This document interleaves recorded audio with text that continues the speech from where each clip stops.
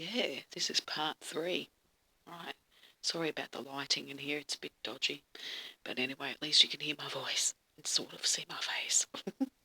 Yeah, so what I was saying, the paranormal activity I've been having over the years is just beyond me.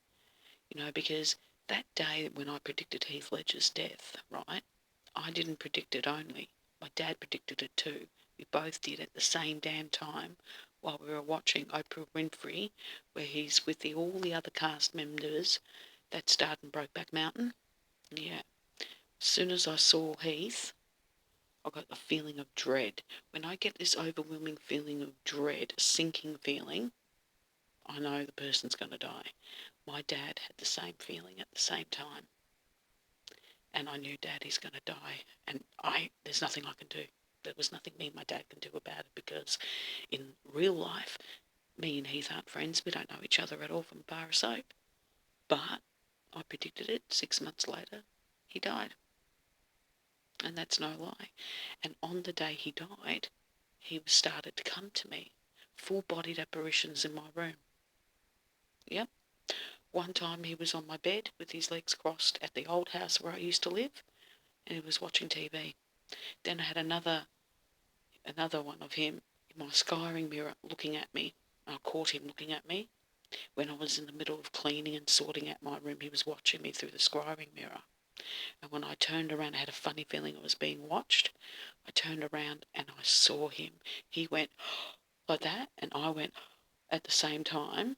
He didn't think I would see him, you see, but I saw him and I freaked. I dropped the Windex because I had the paper towels. I was cleaning my TV in my room at the time, and I dropped it and I ran out of my room and went and told Dad immediately. Then my dad saw him full-bodied, running down the hallway, wet, half naked, with a towel wrapped around his waist. Yeah, and this is all at the old house. And this was about 3 months.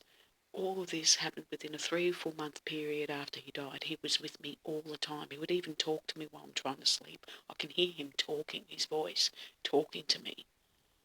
Yep, he would talk. He would come to me in visions. He would show me things, show me heaven, everything. And he knew. I don't know, maybe my spirit guide told him that I predicted his death, because soon after he started coming to me.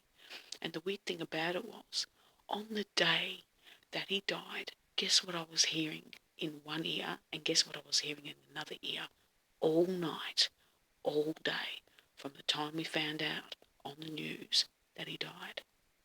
I was hearing in this ear him singing, "I love you, baby," from the movie 10 Things I Hate About You. I hear Heath singing in this ear, and guess who I heard singing in the other ear? Just guess. And at the time I didn't think anything of it, but it drove me mad. Yeah, I couldn't sleep. I was up all night and I had to go to work the next morning. Just guess. Michael Hutchinson. Yeah. Singing his song, "I Need You Tonight." Both of them singing at the same damn time, all fucking night. Yeah. Till I could go to work in the morning. It stopped when I was at work.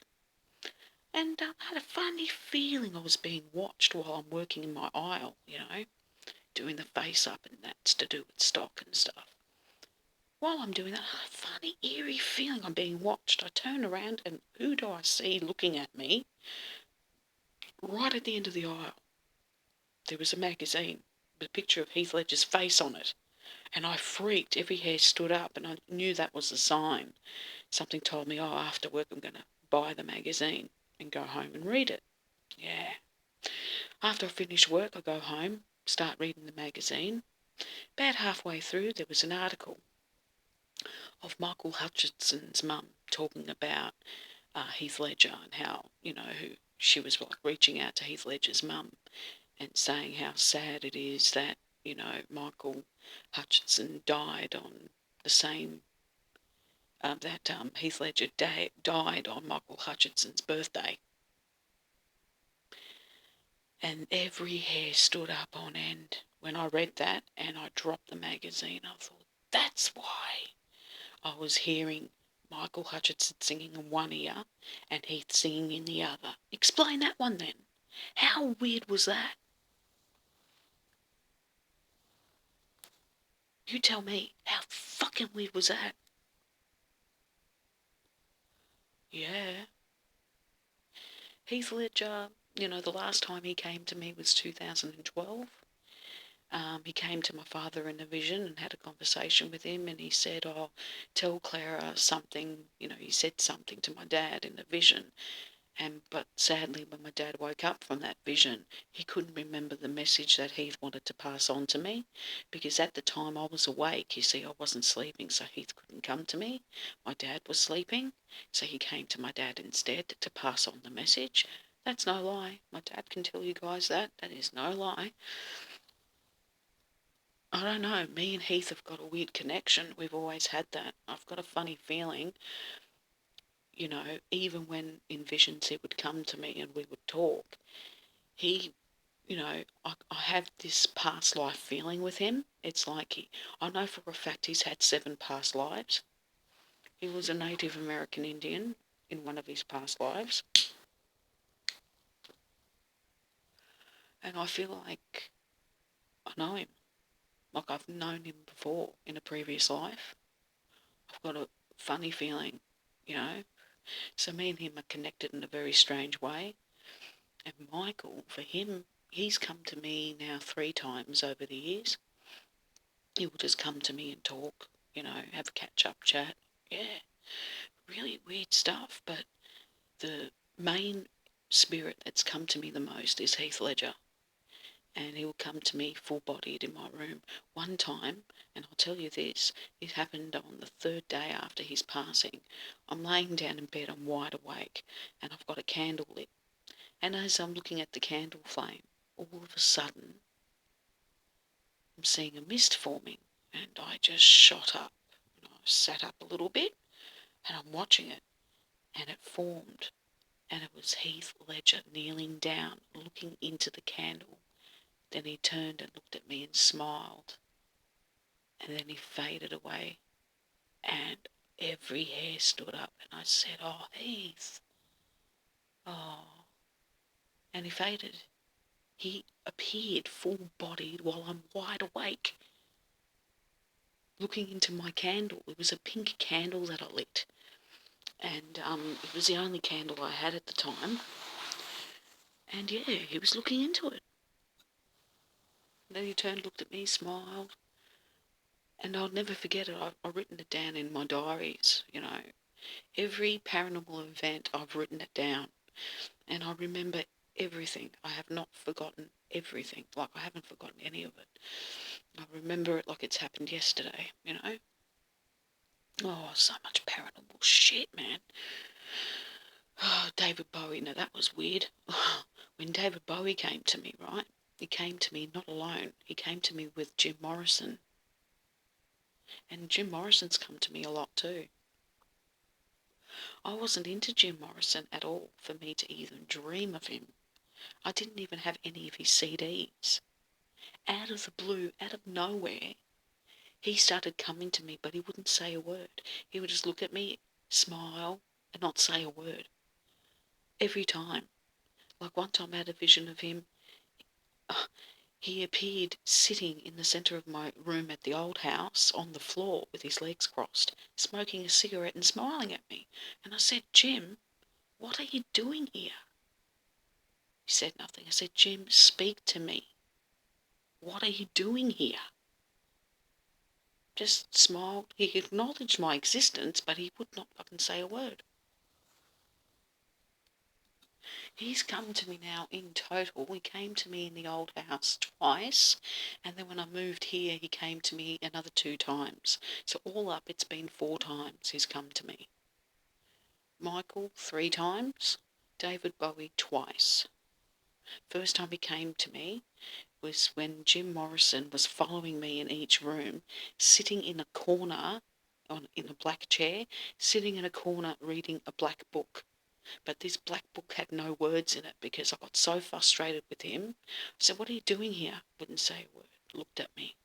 Then kept reading his book. So I walked up to the book and I pulled it down to see what he was reading. It was blank. No writing.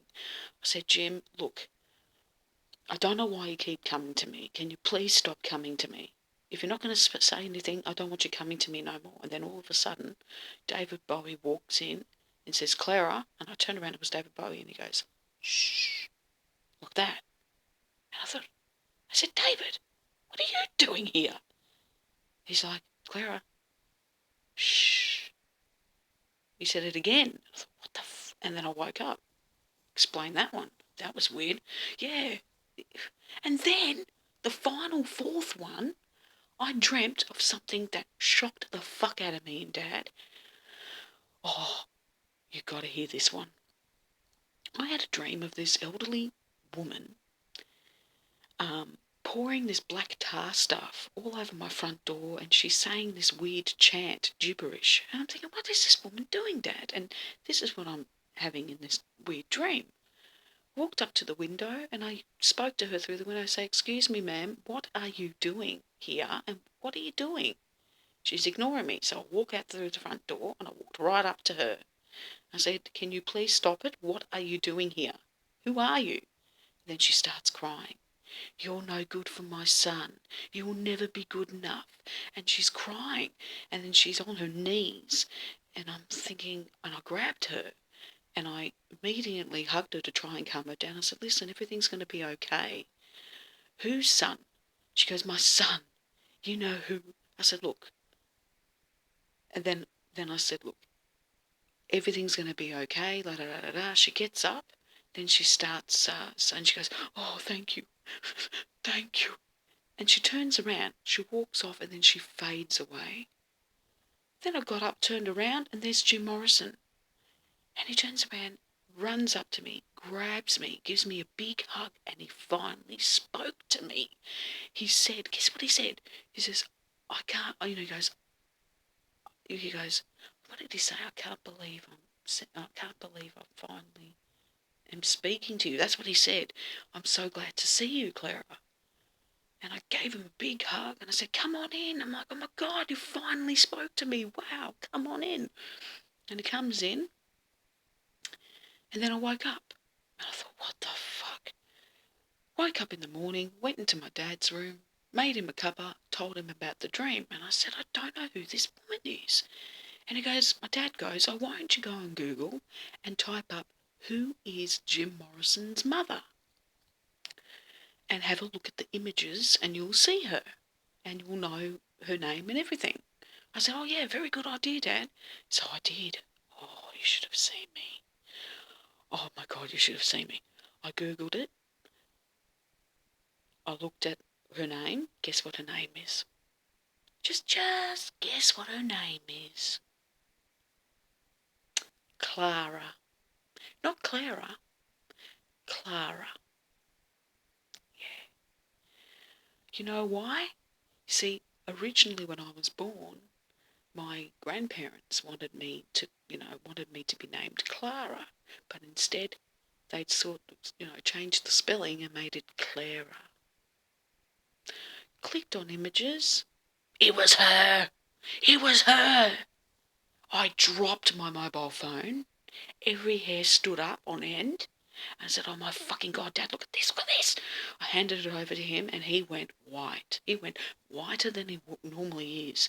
And he goes, oh my God. I said, what's going on here? I said, why am I having these visions of Jim Morrison coming to me? And then on top of it, his mother. Fucking weird, eh? Mind-blowing. That still blows my mind. It really does. Still to this day, it bloody blows my mind, man. Fucking crazy. I'll be back.